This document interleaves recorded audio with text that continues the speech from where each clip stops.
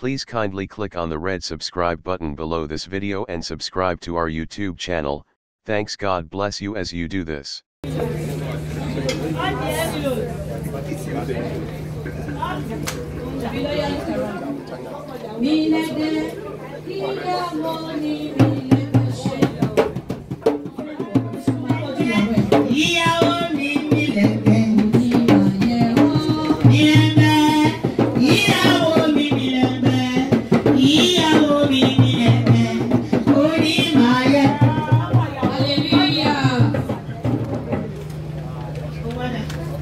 Hallelujah. Raise it up. Amen. Raise it up. Shall speak most precious, most available, shall be well with you in Jesus' name. Amen.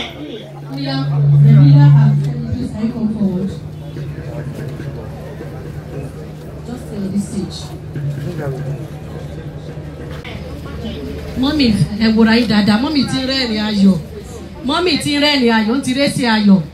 Lórúkọ Jésù ayọ̀ náà bá wa kalẹ̀. Àmín Jésù. Get to Delta State, we read our acceptance letter. Mommy, please give them the reply and accept the proposal letter. Yeah, I change the letter. Jésù, take down. Hallelujah. Let's show everybody. Hallelujah. Mommy, dira yín mú. Ìyá ni wúrà iyebíye. Ẹ bá wa yá àwọn méjèèjì sí. Ó lè fowó ra màmá mi ìyá.